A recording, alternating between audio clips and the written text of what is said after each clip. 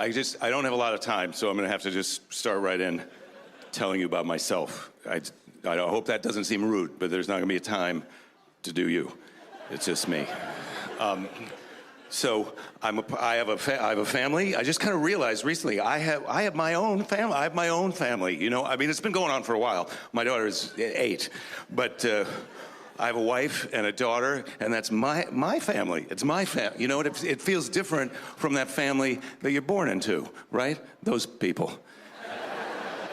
We all have that moment where, like 15, 16, where you realize that family you're born into, just like, wait a minute. I'm not part of a dream team. This is not a group of hand-picked champions, you know, destined to take it all year after year. It's more like a gym class pickup, you know, number off situation. You're just born into it, but you love them. I mean, that's your family. You love them, and you want to do the best. But you're a team. But it's more like let's just try not to lose every game this year, okay, Dad? But then you get your own family, and that feels different. You know, it is a dream team. I picked my wife. That's my soulmate. She picked me. I'm her soulmate. We agreed on that. Then we made a baby, half me, half her. What could possibly go wrong? It doesn't even occur to you. That's exactly how your friggin' parents got started. But I'm doing my best. I'm trying to do my best as a dad. You know, we've got our daughter, and she has things. I didn't have things that she had. We had a dog when I was a kid, but she has a hamster. We have a dog and a hamster because a little kid wants a little pet. That's my point. A hamster is a kid pet. If you're here on a date with someone who has a pet hamster who does not also have a kid, that's a flag. You might want to keep your eye on that situation. Because it's a weird, anyway, so we have this hamster, and I'm the head of the household. I have responsibilities, but I'm traveling for work. I have to go out of town, so my wife has to do my job when I'm gone. I feel guilty about that. But I called up, you know, you call up to check. This would be a couple months ago. I called up, I said to my wife, how's everything going? She said, we're having a tough day. The hamster is sick, and I had to take the hamster to the vet. That's an example of something that I don't think would have happened if I had been home. Right? I don't feel like you take the hamster to the vet. Let me back up in case you're not familiar with hamsters. They cost $20. So it's weird to take the hamster to the vet. Like, you know, the vet doesn't really even understand what you're doing there with a hamster. It would be like if you took a big lighter to the shop, you know?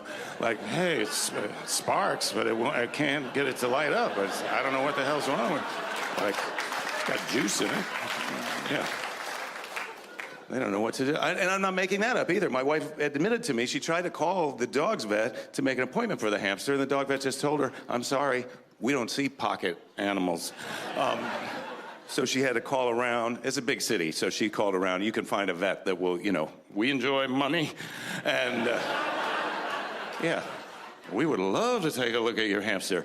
In fact, it's our dream to hook it up to a machine. Yeah, a little hamster wheeling around a dialysis machine. That could happen. That's where we're at, society. Anyway, so my wife says she took the hamster to the vet. I say, well, then what happened? That's what I say. I've been married 10 years. She says she took the hamster to the vet. I say, what happened? Because you don't want to say, why the fuck did you take the hamster to the vet? That's not in your best interest to say that to your wife. You might, right? You might as well just say, I don't think we should have sex for a month. What's your opinion? Is that long enough? So I say, then what happened? My wife starts telling me, and my daughter grabs the phone, because she's been to the vet with a hamster, so she wants to tell the story. She's like, Daddy, we took Snowflake to the vet. That's the hamster's name. We took Snowflake to the vet, and the vet gave us antibiotics, because she said that Snowflake might have a urinary tract infection. I know, so I said, well, how does she know that? She says, because her vagina is inflamed. And I was like, could you put your mom back on, please? I was over my head in this hamster conversation.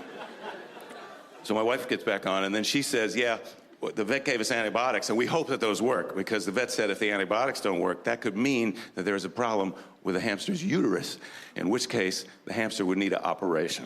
And I know, okay, quick difference between you and I right now. When I heard that, I was not allowed to laugh. Yeah.